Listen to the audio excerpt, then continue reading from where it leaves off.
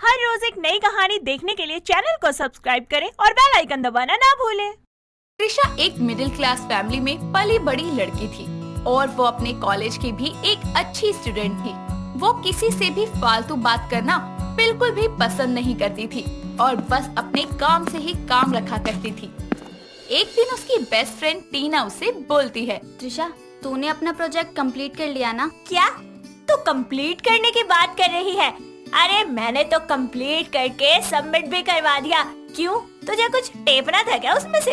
ऐसा मत बोल यार, माना मैं प्रोजेक्ट तेरी हेल्प से बनाती हूँ, लेकिन इस बार मैंने खुद ही प्रोजेक्ट बनाया है। अच्छा तो सुनना, नेक्स्ट वीक ना मैं मेरी स्कूल फ्रेंड के साथ क्लब जा रही हूँ, क्या बोलती है, चलेगी तू?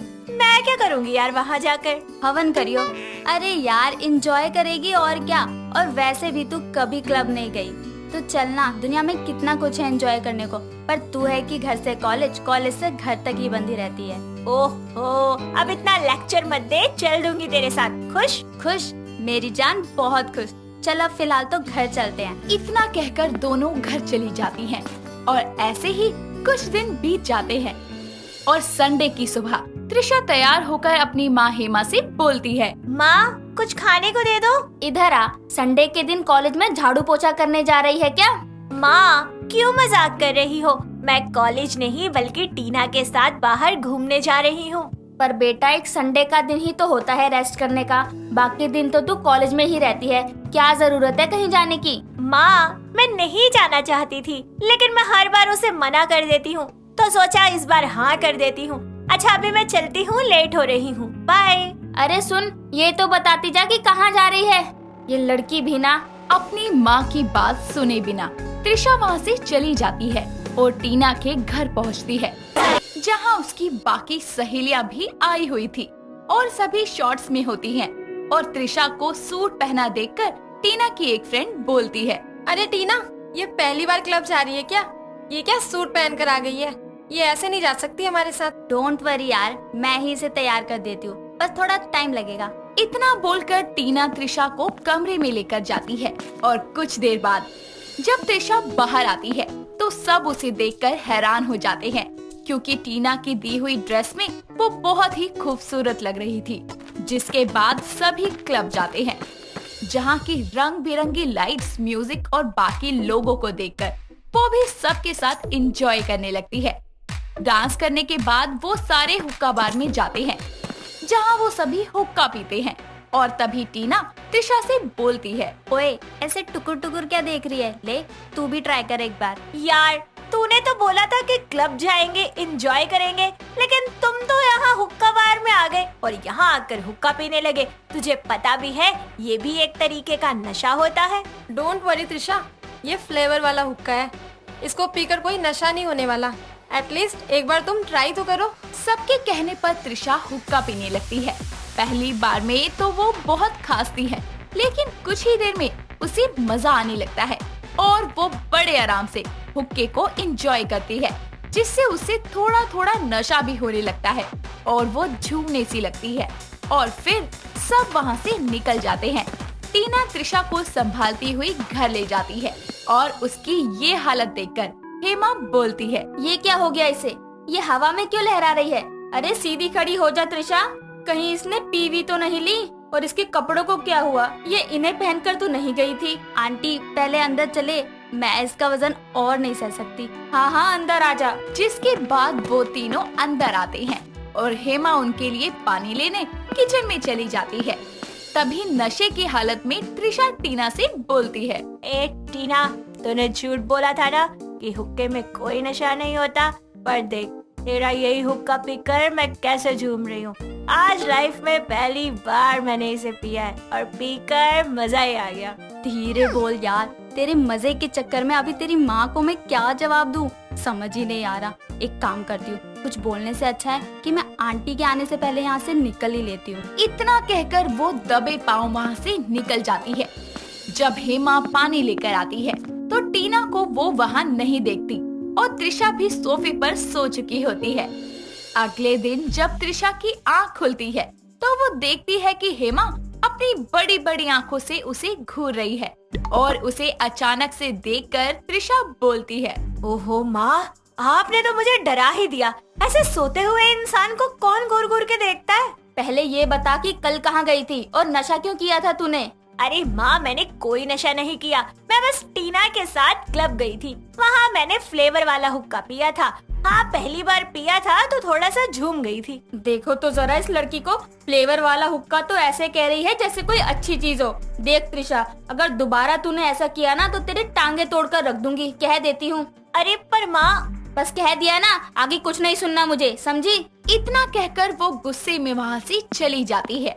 ऐसे ही दिन बीतते हैं और त्रिशा को हुक्का पीने की आदत सी लग जाती है और वो हर वीकेंड हेमा से कोई न कोई बहाना बनाकर हुक्का बार जाकर हुक्का पिया करती और टीना के घर ही सो जाया करती थी ताकि उसकी माँ को उसकी इस आदत का पता न चल पाए।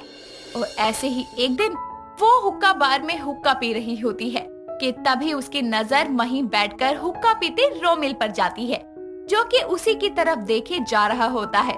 तभी त्रिशा उसके पास जाकर बोलती है, ए मिस्टर, आके फाड़ फाड़ के क्या देख रहे हो? आज से पहले कभी किसी लड़की को हुक्का पीते हुए नहीं देखा क्या? कब से देख रही हूँ, देखे ही जा रहे हो। अब क्या ही कहूँ मोहतरमा, आप हुक्के के नशे में हैं और मुझे आपको देखकर ही नशा हो गया। अच्छा, फिर तो इसमें आपका बहुत फायदा है, क्योंकि इस नशे से आपको कोई नुकसान नहीं होने वाला। और दोनों एक दूसरे को देखते ही रहते हैं और पहली मुलाकात में ही अपना दिल एक दूसरे को दे बैठते हैं, जिसके बाद वो लोग आपस में मिलने लगते हैं, कभी क्लब में तो कभी हुक्का बार में। ऐसे ही समय बीतता जाता है और दोनों अपने पेरेंट्स को एक दूसरे के बारे में बता देते हैं और उनकी शादी हो जाती है। शादी के बाद कुछ समय के लिए उसका हुक्का पीना छूट जाता है, लेकिन एक दिन जब वो बाजार जाती है तो एक बर्तन की दुकान पर हुक्का देखकर उसे खरीद लेती है और घर आकर खुद ही देसी हुक्का बनाती है और अपने कमरे में अंधेरा करके बिल्कुल हुक्का बार वाला माहौल बनाकर हुक्का पीने लगती है। उसी वक्त उसकी सास कावेरी वहाँ आती है और उसे हुक्का पीता देखकर हैरान हो जाती है और कमरे की लाइट्स को ऑन करके बोलती है, बहू, ये सब क्या है? तूने कमरे में इतना धुआं धुआं क्यों कर रखा है? ऊपर से दरवाजा बंद करके बैठी है। अरे मरना है क्या? सासू माँ, आपने देखा आपकी बहू कितनी टैलेंटेड है, अपने कमरे को ही हुक्का बार बना डाला। तेरा प्यार प्यार प्यार हुक्का बार। हुक्का बार? निकल तू मेरे घर से बाहर। कावेरी गुस्से में बोल ही रही होती है कि तभी रोमिल वहाँ आता है और त्रिशा को ऐसे देखकर उसकी भी आंखें खुली की खुली रह जाती है और वो अपनी माँ से बोलता है, माँ, लगता है इससे अभी कुछ भी कहने का कोई फायदा नहीं है। आप शांत हो जाइए, मैं संभालता हूँ। सत्यानाश हो इस कर्मजली का, पूरे घर में धुआं धुआं कर दिया। एक काम कर रोमिल बेटा, तू जाकर जल्दी से सारे खिड़की दरवाजे खोल दे, मुझे सांस लेने में दिक्कत हो रही है। इतना कहकर वो चली जाती है और रोमिल वैसा ही करता है। अगले दिन जब त्रिशा उठती है तो कावेरी उसे खूब खरी खोटी सुनाती है, जिससे उसकी आंखों से आंसू बहने लगते हैं। जिसके बाद वो घर में तो नहीं लेकिन अपनी सहेली टीना के घर जाकर हुक्का पिया करती थी।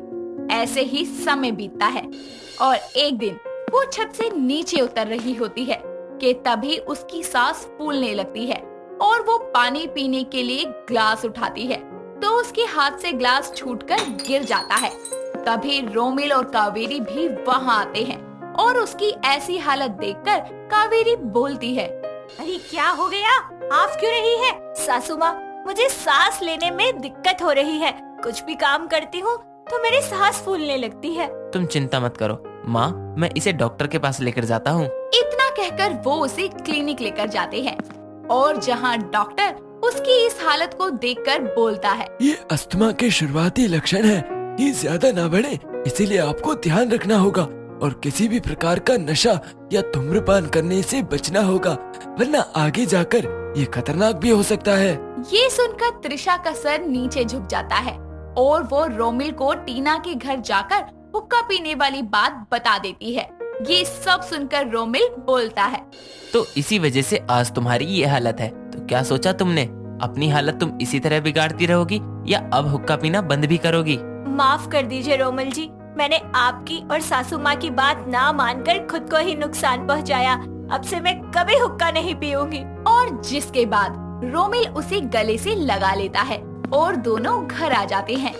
लेकिन रोमिल कावेरी को त्रिशा के अभी भी हुक्का पीने के बारे में कुछ नहीं बताता और त्रिशा को कमजोरी के कारण ऐसा हुआ है ये बोल देता है। ऐसे ही दिन बीतते हैं और त्रिशा की दवाई चलती रहती है और कुछ ही समय में वो बिल्कुल ठीक हो जाती है, जिसके बाद उसका हुक्का पीने का शौक हमेशा के लिए छूट जाता है। राधिका एक चंचल स्वभाव की प्यारी और पढ़ी लिखी लड़की थी। वो घर के सारे कामकाज करने में A1 थी, पर उसमें बस एक ही कमी थी कि उसके मसूड़ों का रंग काला था। ऐसे ही एक दिन वो अपने कॉलेज के एक इवेंट में गाना गाने के लिए पार्टिसिपेट करती है। जैसे ही वो गाना शुरू करती है तो लोग उसके काले मसूड़े देखकर उस पर हंसने लगते हैं। तभी राधिका स्टेज से भागते हुए कॉलेज से बाहर चली जाती है और बहुत रोने लगती है। उसे रोता हुआ देखकर एक आनंद नाम का लड़का उसके पास जाकर पूछता है, हे, हाय, मैं आनंद, और तुम्हारा नाम क्या है? तुम्हें दिखाई नहीं देता, मैं रो रही हूँ और तुम मुझसे मेरा नाम पूछ रहे हो। उप्स, सॉरी, रोते हुए तुम्हें डिस्टर्ब कर दिया। मुझसे बात कर लो, फिर मेरे जाने के बाद जितना मन करे उतना रो लेना। बहुत बेकार लड़के हो तुम, भला ऐसे कौन बोलता है। अच्छा, वैसे तुम रो क्यों रही थी? वो कॉलेज के इवेंट में ना स्टूडेंट मेरा मजाक उड़ा रहे थे क्योंकि मेरे गम्स ब्लैक है। ओह, तो मैडम इसलिए रो रही थी। अच्छा, तुम वही नीलम हो ना जिसे सर भी डांट रहे थे? मैं राधिका हूँ, नीलम नहीं। अच्छा, तो राधिका नाम है तुम्हारा? कितने बड़े चीपड़े हो तुम। ये चीपड़े क्या होता है? जो चीप हरकतें करता है ना, उसको मैं यही बोलती हूँ। क्या? चीप को तुम चीपड़ा बोलती हो? Oh my God. बहुत फनी हो तुम वैसे। ऐसे ही दोनों के बीच फ्रेंडशिप हो जाती है। आए दिन दोनों कॉलेज में एक साथ रहते और पढ़ते थे। धीरे धीरे दोनों एक दूसरे के साथ ज्यादा से ज्यादा वक्त बिताने लगे और एक दूसरे के प्यार में डूब गए। ऐसे ही एक दिन आनंद उसे एक लॉन्च पार्टी में ले जाता है, जहां उसके साथ थोड़ा सा डांस करता है और फिर उसे समुद्र किनारे ले जाकर घुटनों के बल प्रपोज करके उसके हाथों पर किस कर देता है और राधिका भी उसका प्रपोजल एक्सेप्ट करके उसे हक कर लेती है। तभी आनंद उससे बोलता है, तुम खुश तो हो ना मेरे साथ? हाँ, पर शायद तुम खुश नहीं हो क्योंकि मेरे गम्स ब्लैक है ना, इस वजह से। नहीं राधिका, ऐसी कोई बात नहीं है। ये नेचुरल होता है राधिका, इसमें एम्बेरस होने वाली कोई बात नहीं है और तुमसे बहुत खुश हूँ मैं। तो जल्दी कर लेते हैं ना शादी। कुछ दिनों बाद दोनों अपने अपने घर जाकर अपने घर वालों को इस रिश्ते के बारे में बताते हैं और उनकी रजामंदी से शादी कर लेते हैं। शादी के दिन घूंघट की वजह से उसकी सास लाजो को कुछ पता नहीं चलता, लेकिन अगले दिन जब वो उसे बुलाती है तो राधिका फिर से घूंघट में आती है। ये देखकर लाजो उससे कहती है, अरे अब तो तेरी शादी भी हो गई, अरे घूंघट तो हटा दे अपना। अरे मुंडी से क्या इशारे कर रही है, मुंह से बोल कुछ। अच्छा, तो मौन व्रत रखा है, अरे तू रख लेना, घूंघट तो हटा अपना। अब ठीक है। अच्छा, मेरे लिए चाय नाश्ता तो बना कर ला। राधिका चाय नाश्ता लाकर अपनी सास को दे देती है, जिसे खाने के बाद वो अपनी बहू की बहुत तारीफ करती है और ये सुनकर राधिका को बहुत खुशी होती है। तभी लाजो की सामने वाली पड़ोसन जया उनके घर आती है और नई बहू को देखकर बोलती है, अरे लाजो, बहू तो बहुत ही अच्छी लाई है, बहुत ही सुंदर है ये तो सच्ची बात कही तूने। और ये देख, इसने नाश्ता कितना टेस्टी बनाया है, ये ले तू भी खा के देख। अच्छा, जरा मैं भी तो चखूं तेरे बहू के हाथों का स्वाद। ये तो बहुत ही लाजवाब है। अरे तेरा आना कैसे हुआ? कभी तो तू घर के सामने होते हुए भी नहीं आती। बस आ गई, पूछ मत तू। अरे हाँ, तुझे एक जोक सुनाती हूँ, सुन जरा। अच्छा, ऐसा क्या है? सुना फिर। एक बच्चा अपने पापा की शादी की सीडी देख रहा था। फिर बच्चा बोलता है कि हम भी अपने पापा की शादी में ऐसे ही आइटम गर्ल नचवाएंगे। तभी उसके पापा उसे चिल्लाते हुए कहता है, हरामखोर, ये आइटम गर्ल नहीं बल्कि तेरी बुआ और मौसी नाच रही है। जया का ये जोक सुनकर राधिका बहुत जोर से हंसने लगती है और हंसते हुए उसके सारे काले मसूड़े दिखने लगते हैं और दोनों राधिका को देखकर हक्की बक्की रह जाती है। तभी जया बोलती है, दैया रे दैया, कितने काले काले मसूड़े हैं तेरे बहू के। टूथपेस्ट की जगह कोयला लगाती है क्या ब्रश पर? तेरी कसम जया, मुझे बिल्कुल भी मालूम नहीं था कि इस कलमुही के मसूड़े काले हैं। अरे पता होता तो कभी अपने बेटे की शादी इससे ना करवाती।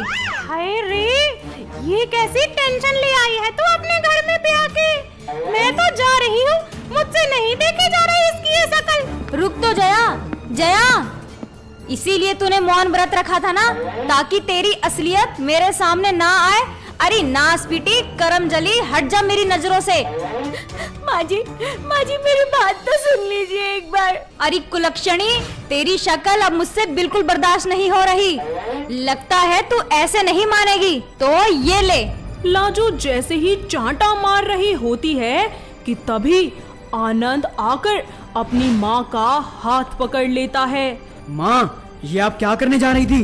अपनी नई बहू पर हाथ उठा रही हो। अरे देख ले अपने काले मसूड़े वाली हूर की परी को। इसने कैसे हमसे ये बात छुपाई, मौन व्रत रखा और झूठा नाटक किया इसने। क्या मौन व्रत? राधिका, तुमने माँ से छुपाया क्यों? मैंने समझाया था ना उस दिन भी तुम्हें। आनंद मुझे माफ कर दो, और माँ जी आप भी प्लीज मुझे माफ कर दो। मुझे डर था माँ जी कि आप मेरे ब्लैक गम्स देखकर मुझे नहीं अपनाएंगी, इसीलिए मैंने ये सब किया। माँ, मैं इसके बारे में पहले से ही जानता हूँ, और ऐसे मसूड़े होना प्राकृतिक है। इसमें इसका क्या कसूर है? और आप इसकी सूरत नहीं, सीरत देखो। दिल से बहुत अच्छी है ये, और अपने घर का सारा काम बहुत अच्छे तरीके से संभालती है। हाँ बेटा, तू सही कह रहा है। जब से राधिका इस घर में आई है, उसने मुझे कोई काम नहीं करने दिया, बल्कि दिन रात मेरी सेवा करी, और मैं उसकी एक कमी के चलते उसकी सारी अच्छाइयों को नजरअंदाज करती रही। मुझे माफ कर दे बेटा। नहीं माँ जी, मुझे माफ कर दीजिए, मैंने आपसे झूठ कहा था। अरे कोई बात नहीं बहू, मैंने तुझे माफ कर दिया। और हाँ, चिंता मत कर, मेरे पास तेरे मसूड़े ठीक करने का एक तोड़ है। अब तू देख अपनी सास का कमाल। लाजो अपनी बहू के लिए सोडे का पेस्ट बनाकर लाती है, जिसे वो कुछ हफ्तों तक अपने मसूड़ों में लगाती है। कुछ हद तक राधिका के मसूड़े साफ हो जाते हैं और अब कोई भी राधिका के मसूड़े देखकर उस पर नहीं हंसता और उसका मजाक भी नहीं बनाता। ये सब देखकर राधिका बहुत खुश होती है और उसकी सास भी उसे अपनी बहू के रूप में स्वीकार कर लेती है, जिसके बाद सभी एक साथ मिलकर खुशी खुशी रहने लगते हैं। तो दोस्तों, कैसे लगी आपको हमारी ये काले मसूड़ों वाली बहू? क्या आपके घर के आसपास भी है कोई ऐसी बहू जिसके मसूड़े इसी तरह से काले हो? अगर हाँ, तो उसे ये वीडियो दिखाइए और हमें कमेंट करके बताइए। दोस्तों, अगर आपको ये कहानी पसंद आई तो इसे लाइक करें, शेयर करें और कमेंट करके बताएं कि कहानी में आपको सबसे अच्छा क्या लगा।